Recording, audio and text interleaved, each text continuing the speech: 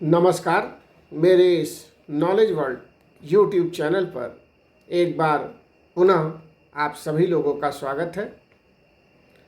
आज हम लोग राजनीति विज्ञान विषय में संविधान की प्रस्तावना के ऊपर चर्चा करेंगे। भारतीय राज्य व्यवस्था से संबंधित ये एक प्रमुख अध्याय है और संविधान का अध्ययन करने से पूर्व सबसे पहले हमें प्रस्तावना को जानना होगा। तो चलिए आज हम लोग प्रारंभ करते हैं भारतीय संविधान की प्रस्तावना। हम जानते हैं कि प्रत्येक संविधान के प्रारंभ में सामान्य रूप से एक प्रस्तावना होती है और इस प्रस्तावना के द्वारा संविधान के जो मूल उद्देश्य होते हैं या उसके जो लक्ष्य होते हैं उसको स्पष्ट किया जाता है। इस प्रस्तावना का मुख्य प्रयोजन संविधान निर्माताओं के विचारों तथा उद्देश्यों को स्पष्ट करना होता है।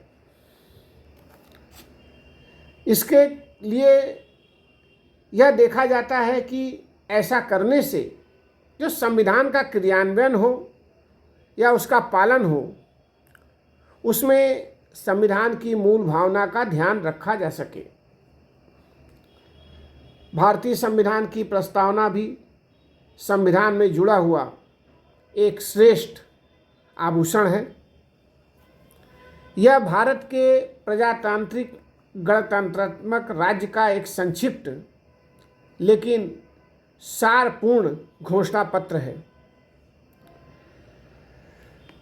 संविधान की प्रस्तावना को उद्देशिका भी कहते हैं। 42वें संविधान संशोधन 1976 के द्वारा भारतीय संविधान की जो मूल प्रस्तावना थी उसमें कुछ और शब्दों को और भावों को जोड़ा गया। यह प्रधानमंत्री इंदिरा गांधी के शासनकाल में 42वां संविधान संशोधन हुआ था 1976 में। 42वें संविधान संशोधन के बाद भारतीय संविधान की प्रस्तावना इस प्रकार है। तो हम लोग पहले प्रस्तावना को देखते हैं। प्रस्तावना में कहा गया है कि हम भारत के लोग भारत को एक संपूर्ण प्रभुत्व संपन्न समाजवादी धर्मनिरपेक्ष लोकतांत्रिक गणराज्य बनाने के लिए तथा उसके समस्त नागरिकों को सामाजिक, आर्थिक और राजनीतिक न्याय, विचार अभिव्यक्ति, विश्वास, धर्म और उपासना की स्वतंत्रता, प्रतिष्ठा और अवसर की समानता प्राप्त कराने के लिए तथा उन सब में व्यक्ति की गरिमा और राष्ट्र की एकता तथा अखंडता सुनिश्चित करने वाली बंधुता बढ़ाने के लिए दृढ़ संकल्प होकर अपनी इस संविधान सभा में आज दिनांक 26 नवंबर 1949 मिति मार्गशीर्ष शुक्ल सप्तमी संवत 2006 विक्रमी को एतद द्वारा इस संविधान को अंगीकृत, अधिनियमित और आत्मार्पित करते हैं। तो ये संविधान की प्रस्तावना है जो कि कहा जाता है संविधान की कुंजी है। प्रस्तावना में जो ये भाव व्यक्त किए गए वह सर्वप्रथम पंडित नेहरू द्वारा संविधान सभा के प्रथम अधिवेशन में ही 13 दिसंबर 1946 के उद्देश्य प्रस्ताव में अपनाए गए थे। पंडित नेहरू का यह उद्देश्य प्रस्ताव राष्ट्रीय आंदोलन के लक्ष्यों तथा महात्मा गांधी के विचारों और भावनाओं पर आधारित था। जहाँ तक 42वें संविधान संशोधन के द्वारा प्रस्तावना में जो शब्द जोड़ने की बात है तो इसमें 3 प्रमुख शब्द जोड़े गए थे। वे थे समाजवादी, धर्मनिरपेक्ष तथा अखंडता। प्रस्तावना के जो मुख्य तत्व हैं उसको हम निम्नलिखित शीर्षकों के आधार पर समझ सकते हैं।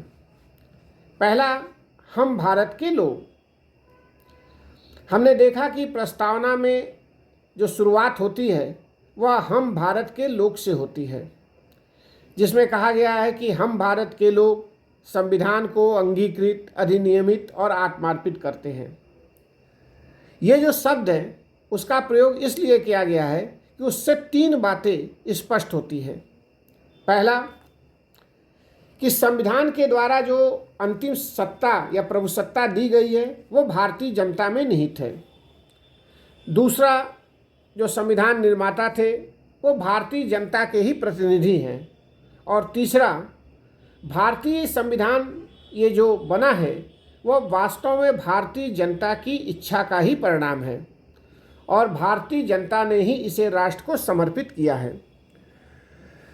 इस तरह हम देख सकते हैं कि जो संविधान सभा थी वो वास्तव में भारतीय जनता की ही प्रतिनिधि थी और प्रस्तावना में व्यक्त शब्द हम भारत के लोग न केवल भावनात्मक दृष्टि से बल्कि यथार्थ रूप से भी सत्य है।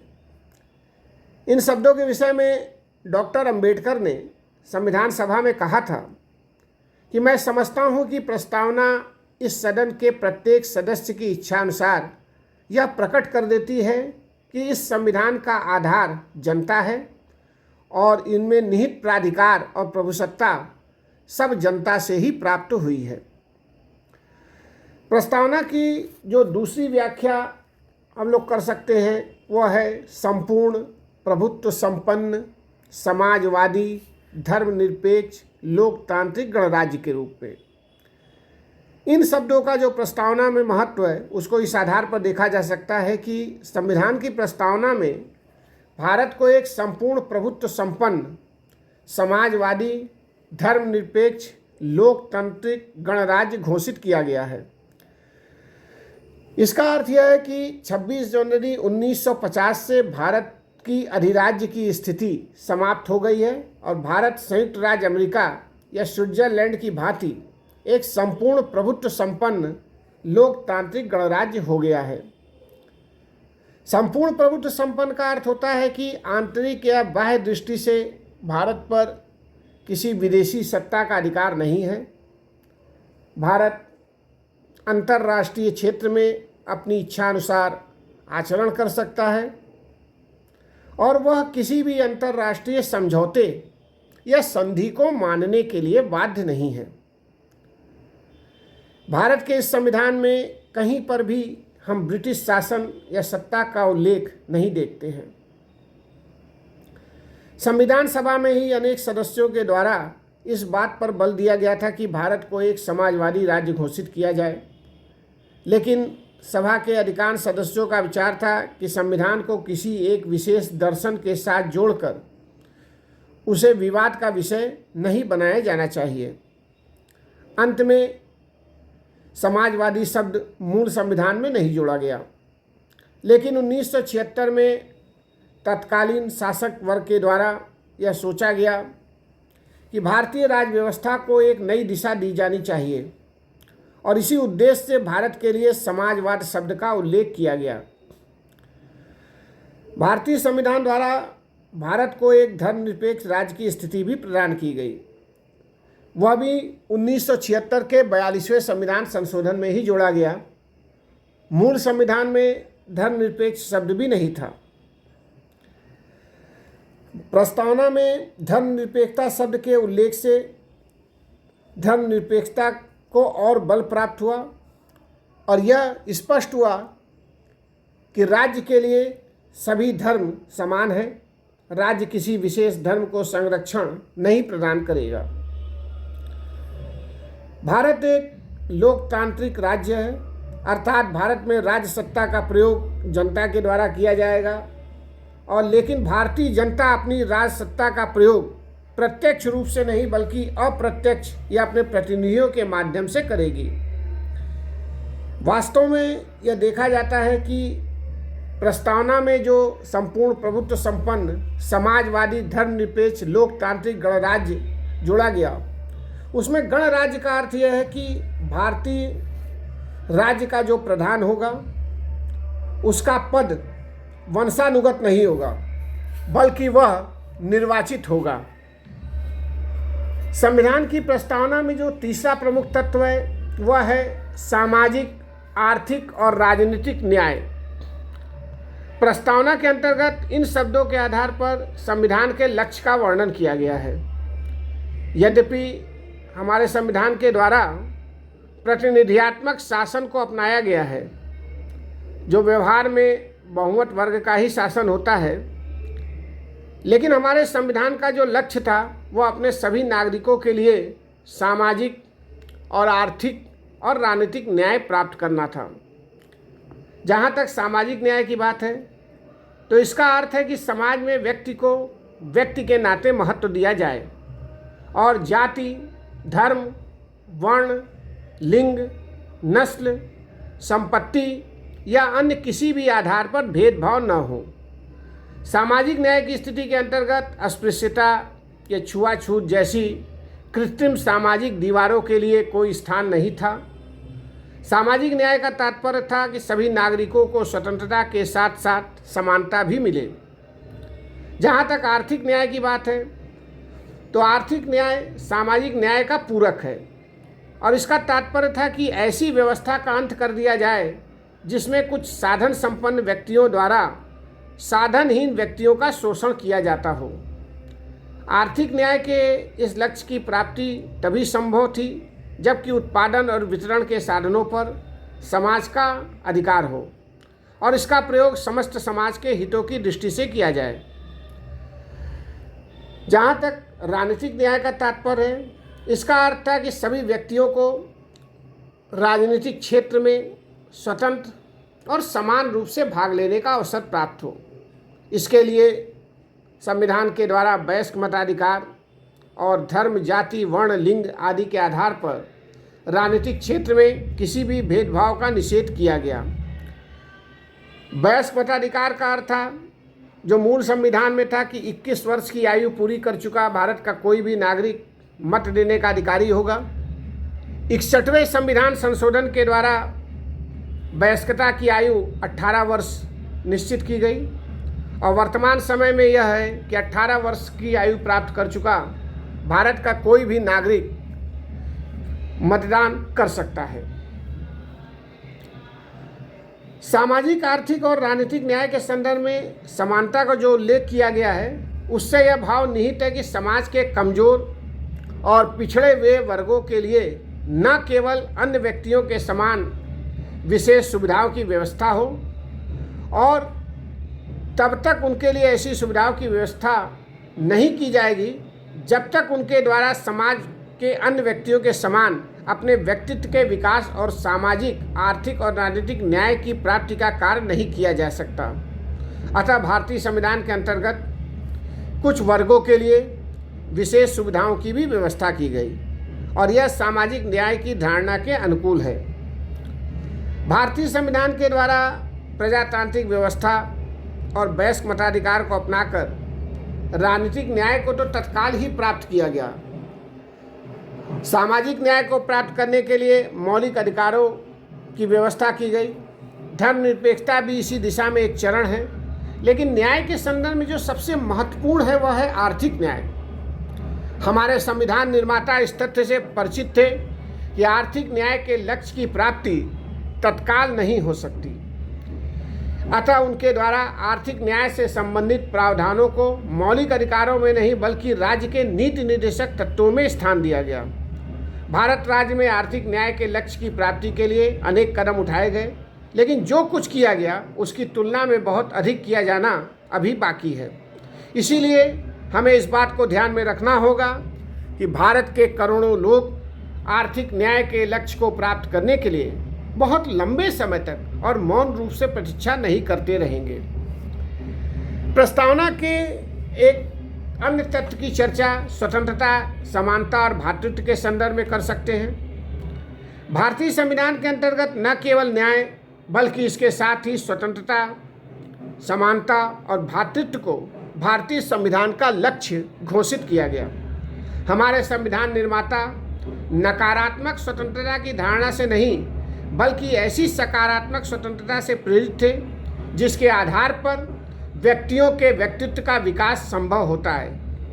इसी आधार पर उनके द्वारा विचार अभिव्यक्ति, विश्वास, धर्म, उपासना की स्वतंत्रता इत्यादि की व्यवस्था मौलिक अधिकारों के रूप में की गई। जहाँ तक समानता की बात है तो समानता स्वतंत्रता की ही पूरक है और हमारे संविधान निर्माताओं के द्वारा समानता को दो आयामों में अपनाया गया है। पहला है प्रतिष्ठा की समानता और दूसरा अवसर की समानता। अवसर की समानता वह साधन है जिसके आधार पर प्रतिष्ठा की समानता को प्राप्त किया जा सकता है। भारतीय संविधान की प्रस्तावना का जो अंतिम आदर्श है वह है भ्रातृत्व या बंधुता, और संभवतः हम देखते हैं कि संविधान निर्माताओं ने इसकी प्रेरणा 10 दिसंबर 1948 के मानवीय अधिकारों के सार्वभौमिक घोषणा पत्र से ली है।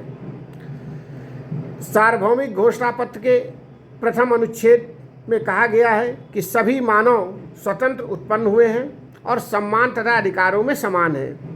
उन्हें प्रकृति से विवेक तथा विश्वास प्राप्त हुआ है तथा उनके द्वारा एक दूसरे के प्रति भाईचारे की भावना के आधार पर आचरण किया जाना चाहिए। प्रस्तावना में व्यक्ति की गरिमा और राष्ट्र की एकता की जो चर्चा है उसको हम इस आधार पर देख सकते हैं कि जो हमारे संविधान निर्माता थे वो भारत को विविधताओं के अंतर्गत मूलभूत रूप से विद्यमान एकता से परिचित थे। वे जानते थे कि भारत में विविधता में एकता है और वो चाहते थे कि भारत के नागरिक क्षेत्रीयता, प्रांतवाद, भाषावाद, संप्रदायवाद से ऊपर उठकर भारत की आधारभूत एकता के भाव को अपनाएं। अतः हमारे संविधान का बंधुता का आदर्श मुख्य रूप से दो आधारों पर टिका हुआ है। पहला राष्ट्र की एकता और दूसरा व्यक्ति की गरिमा। हमारे संविधान निर्माताओं के मन और मस्तिष्क में इस देश के समस्त नागरिकों के लिए बंधुता और इसके साथ ही राष्ट्र की एकता का विचार बहुत अधिक प्रबल था और उसी कारण उनके द्वारा संघात्मकता के बावजूद एकल नागरिकता के आदर्श को अपनाया गया। इस तरह हम देखते हैं कि प्रस्तावना में ये सभी आदर्श भारतीय संविधान की मूल कुंजी है और कहा जाए तो प्रस्तावना भारतीय संविधान की आत्मा भी है। प्रस्तावना के शब्द बहुत अधिक पवित्र हैं, लेकिन प्रस्तावना न्याय योग्य स्थिति को प्राप्त नहीं है। इस संदर्भ में न्यायमूर्ति गजेंद्र गटकर ने कहा था कि प्रस्तावना अपने आप में न तो शासन की शक्ति का एक स्रोत होती है और न ही शासन को किसी शक्ति से वंचित करने का साधन। वास्तव में प्रस्तावना संविधान के आदर्शों व आकांक्षाओं को बताती है। इस प्रकार भारतीय संविधान की प्रस्तावना आज तक अंकित इस प्रकार के प्रलेखों में सबसे श्रेष्ठ है। वास्तव में यह कुंजी है संविधान की तथा संविधान का सबसे श्रेष्ठ अंग है। धन्यवाद।